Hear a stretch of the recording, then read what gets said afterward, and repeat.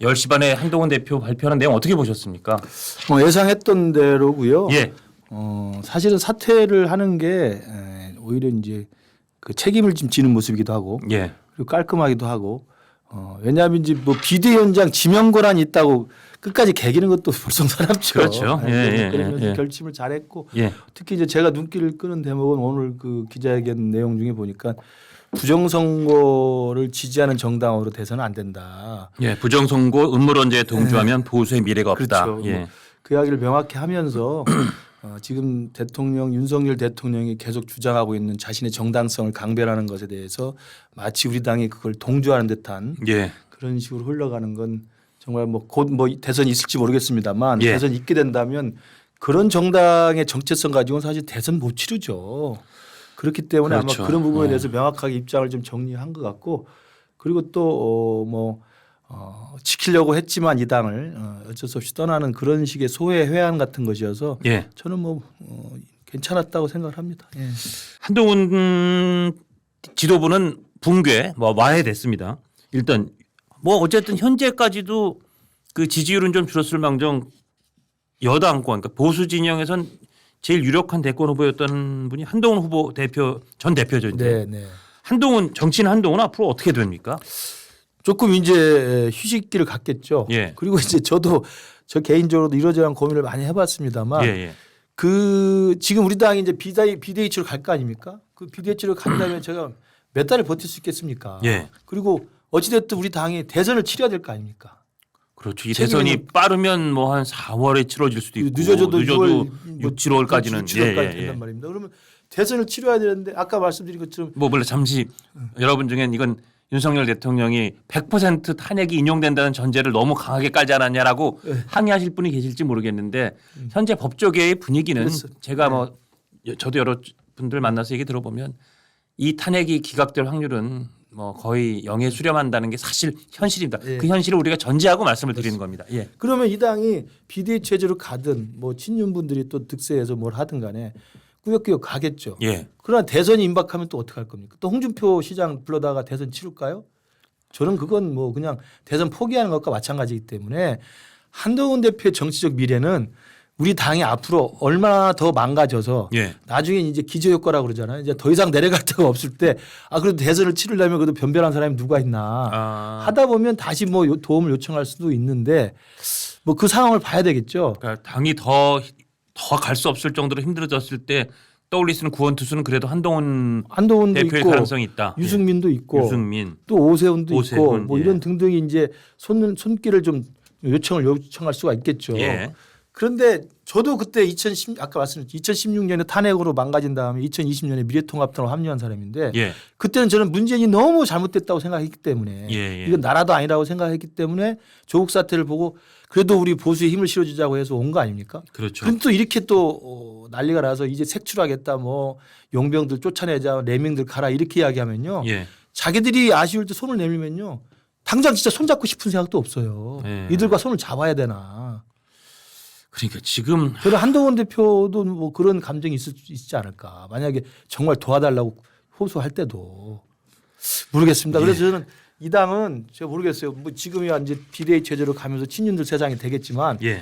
결국 더 이제 엉망이 된 다음에 스스로 이제 깨닫게 되면 저는 이 당은 친윤들과 이 부정선거 괴담과 그 강성 우파에 끌려다니는 그런 무책임한 그런 정당과 그런 의원들은 저는 배제한 채로 좀 배제라고 제가 말씀드리면 안 되겠습니다만 예. 그분들이 소수가 된 채로 예. 그분들의 발언권이 소수가 된 채로 새로운 개혁 보수와 합리적 보수와 중도 보수 그리고 수도권에 이렇게 어필할 수 있는 그건 그 보수 당의 이름이 그땐 또 계속 국민의힘일지 또 이름을 바꿔달지 그렇죠. 예. 모르겠지만 하여튼 그 보수 진영의 당이 그런 탈바꿈을 하려면 지금 상황으로 봐서는 굉장히 어려운 뭐 여러 차례 고비를 뚫고 나가야 될까 말까 해 보이는데요. 저 뭐 그래도 궁죽통이라고 너무 망가지면 또 살 길이 생길 수도 있지 않을까 싶습니다. 차라리 주가가 떨어질 때 아예 바닥을 네. 치는 게 네. 반등하기도 오히려 좋긴 네, 하죠. 네. 지금 그래서 어쨌든 이제 비대위 체제가 이제 뭐 현실화하는데 비대위원장으로 뭐 김무성 전 대표나 뭐 권영세 의원 이런 분들이 뭐 거론되는데 말이죠. 비대위원장은 누가 지금 현재로서 적절하다고 생각하세요? 글쎄요. 근데 저는 뭐 이 상황에서는 누가 오시든 간에 관리형이실 거고 예. 뭐 누가 오시든 간에 독배를 들을 수밖에 없는 상황이겠어요. 그렇죠. 그러니까 예. 뭐 나설 분이 계실지는 모르겠습니다만 어찌됐든 어떤 분이 비대위원장이 되더라도 예.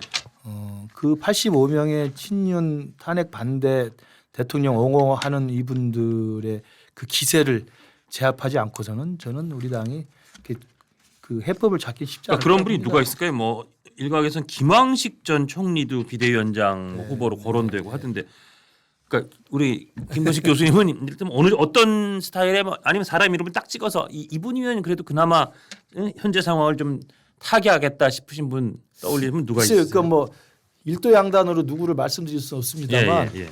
만약에 비대위원장에게 희망을 갖고 그분이 이 당을 조금 살려볼 수 있는 그런 강단 있는 사람으로 해야 된다면 예.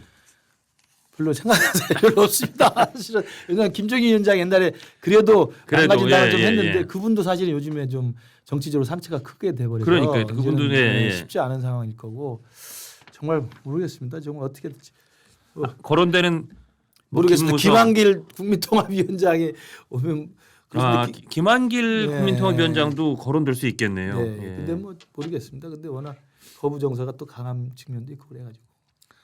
그리고 이제 한동훈 대표가 이렇게 휘청이 있는 상황에서 저쪽 후보는 현재로서는 이재명 대표가 민주당 후보가 될 가능성이 뭐 매우 높은 상황이죠. 높죠. 제가 좀 이따 우리 교수님 가신 다음에 예. 하여튼 제가 알고 있는 정보가 지금까지 나온 걸 종합해서 정말 헌재와 대법원 중에 어디가 빠를 것인가 이 대선의 운명을 쥔 사법의 시간표를 조금 따로 짚어드리겠습니다만 어쨌든 현재로서는 이재명 대표가 사법 리스크가 완전히 구현되기 전에 출마할 가능성이 높다고 보면 네. 이재명 대항마는 누가 유력하거나 누가 바람직하다고 보세요? 민주당은 이제 이재명 대선을 뭐 기세를 막을 수가 없을 것 같고요. 그렇죠. 이제 유일하게 막을 수 있는 건 금방 말씀하신 항소심과 대법 판결이 언제 나느냐밖에 안 나와 있는 건데. 3개월이 막 그대로 지켜져서 그렇죠. 예. 한 5월쯤에 대법원 합격 판결이 나오는데 거기서도 공직선거법이 예.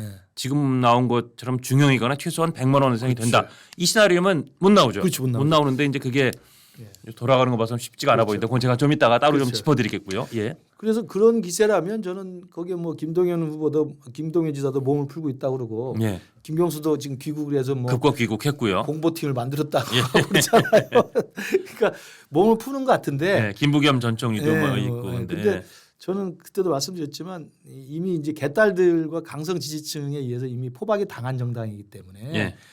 이게 김대중 노무현의 정당과는 다른 민주당입니다. 제가 볼 때는 예. 그렇기 때문에 이재명 대표가 사법부에 의해서 강제로 후보 자격을 박탈당하지 않는 한 예. 이재명으로 갈 가능성이 99%고요. 그럼 그렇다고 치고 이쪽 예. 대진표에서는 누가 나가는 가능성이 있고 누가 그래도 붙어볼 만합니까? 저는 그래서 이제 계속 그때도 말씀드렸지만 비상계엄 이후에 우리가 실망할 필요 없다. 대통령을 빨리 탄핵해서 안전벨트를 메워놓고 우리가 열심히 변화해서 예. 윤석열 없는 국민의힘에서 좀 더 좋은 후보를 내자. 그러면 이재명밖에 없는 민주당하고 싸울 만하다는 이야기를 계속 했었어요. 예. 그런데 지금 우리 당이 이 상황으로 엉망이 돼 있어서 조금 더 우리 당은 혼란기를 겪어야 될 것 같고요. 예. 혼란기를 겪은 다음에 다시 이제 바닥에서 다시 올라와서 살 길을 찾겠다고 하면 그때 우리 당이 환골탈퇴해서 정말 수도권 민심을 받아들이는 개혁 보수의 길로 간다고 한다면 예. 뭐 그때는 좋은 사람들이 또 나오면 윤석열이 아니면 되니까요. 좋은 사람으로 나오면 되겠죠. 예를 들어서 그러니까 제일 유력했던 한동훈 후보는 상당히 좀 상처를 입었고요. 특히 탄핵 네. 과정에서 오세훈 시장도 꽤 안정적 후보라 그랬는데 어쨌든 또 명태균 리스트에 또 뭐 상처가 좀 있는 것 같고 이준석 의원은 뭐 나이가 워낙 젊은데 그래서 헌재 결정이 1월 31일 이후에만 나오면 출마는 된다 그러더라고요. 근데 거기 이준석 의원 3월 31일. 걔가 이준석 의원이 생일이 3월 30일이에요. 그러니까 헌재 결정이 1월 30일 60일 뒤니까. 그냥 60일 뒤니까 헌재 결정인데 뭐 헌재 결정이 지금으로 봐서 뭐 1월 중에 나오지는 않을 테니까. 그럼 범여권 범보수로 뭐 이준석 의원도 생각할 수 있는데 이준석 의원도 사실은 또 명태균 리스트에 그럼요. 또 네. 상처가 있고요. 예, 저도 뭐 이제 그야말로 이제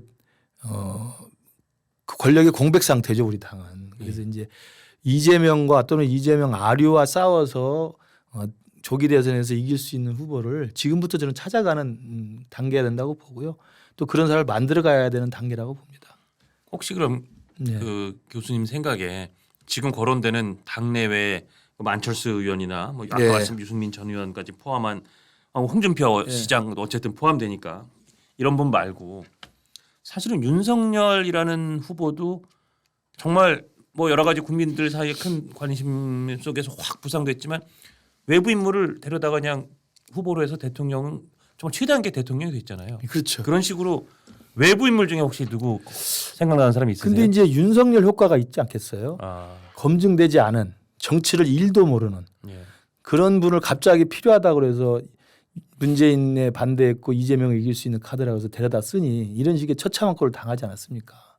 그러니까 예를 들면 뭐 기업인 중에 글쎄요. 뭐 이를테면, 그러니까 예. 그것도 그래서 저는 그래서 이제 개인적으로 저도 정치학자이기도 하기 때문에 고민을 좀 해보면 예. 대통령제 수명은 이번에 좀 우리가 다 했다고 우리가 국민적 공감을 가져야 된다고 생각을 해요. 그렇죠. 그 생각들을 참 많이 네. 하시더라고요. 예. 박근혜 대통령 때문에 어부지리로 그냥 그 무능한 문재인 후보가 당선이 됐고 예. 문재인 5년 동안 대한민국이 망가졌고 예. 문재인 5년이 이게 나라냐 하는 분노와 탄식이 일어나니까 윤석열이라는 어느 날 갑자기 검증 안 된 예. 이런 사람이 와서 그냥 어처구니 없이 됐고 예. 이 사람이 하다가 비상계엄이라는 이런 말도 안 되는 짓거리를 하는데 예. 또 이재명이 될 가능성이 크잖아요. 이거면 뭐 이게 범죄 혐의자 형사 피고인인데 저는 그 중복 복합 중범죄 혐의자 겸 그렇죠. 피고인이라고 늘 표현합니다. 그리고 더 무서운 게 네. 이 사람이 된다고 칩시다. 예. 돼도 5년 내내 혼란일 게 대통령이 된 다음에 기존에 지금 받고 있는 5개 재판은 어떻게 할 겁니까? 헌법 84조를 그럼요. 어떻게 해석해야 되느냐. 5년 내내 난립니다. 예, 그렇죠. 5년 내내 또 예. 싸움이고 5년 내내 국정이 흔들리고 이거 어떻게 될지 모르는 거예요. 그러면 또 지금 박근혜 대통령부터 해서 벌써 20년째인데 그 전에 그러면 뭐 직선제 이후에 대통령으로 무사한 분이 계세요? 별로 그렇죠. 없잖아요. 예. 돌아가신 분도 있고 감옥 가신 분 있고 예. 뭐 이런 상황에 대통령제를 계속 해야 되느냐. 그래서 저는 정치학자로서 개헌의 저는 적기라고 생각하는데 뭐 이재명 후보 입장에서야 자기가 눈앞에 대통령인데 뭐 개헌에 찬성할 리가 없죠. 그러니까 당연히 아니, 지금 개헌 논의는 진행이 안 될 거예요. 윤석열 대통령이 그렇게 갑자기 폭탄 같은 크리스마스 선물을 줘서 그럼요. 떡이 눈앞에 와 있는데 그걸 굳이 개헌할 리가 없죠. 예, 그 떡을 다시 물르고 저는 그래서 이제 예. 개인적으로 우리 당의 후보가 누구인지를 떠나서 개인적으로 전략적으로는 예. 우리 당에 살기 위해서는 우리 당의 대선 후보는 개헌 대통령 후보를 내는 게 맞다고 봅니다. 개헌 대통령이 그러니까 대선 직전에 개헌은 합의가 안 될 거고요. 예. 우리 당의 후보는 정말 우리가 잘못했습니다. 정말 박근혜 대통령, 윤석열 대통령 탄핵한 정당이지만 이 탄핵의 악순환을 끊기 위해서 우리 당의 후보는 집권하는 것보다도 개헌을 위해서 우리는 한 번만 기회를 주십시오. 또다시 이재명 후보에게 5년을 맡겨서 나라를 두동강에 내겠습니까? 개헌을 제1공약, 예. 개헌을 유일한 제1공약으로 내세운 후보가 대통령 후보에 나와서 이재명만은 막읍시다. 그 개헌은 뭐 이를테면 내각제입니까? 아니면 4년 중임 저는 개인적으로 내각제라고 내각제입니까? 생각합니다. 네. 4년 중임 대통령은 대통령제 대통령제니까 별반 다를 게 없습니다. 다를 게 그래서 없고. 그 개헌 후보, 개헌 공약을 내세우는 대통령 후보는 개인적으로는 임기 1년 안에 개헌을 완성하고 임기를 내려오면 됩니다. 1년 대통령을 표방하고 나가는 거예요? 그럼요. 우리가 5년 더 달라고 하는 것도 민망하죠. 아. 그런 우리의 그 정말 희생과 우리 스스로의 그런 걸 내려놓는 자세로 이재명 후보와 대비되는 모습을 보여야 되지. 저는 그래서 누가 될지는 모르겠습니다. 그러나 예.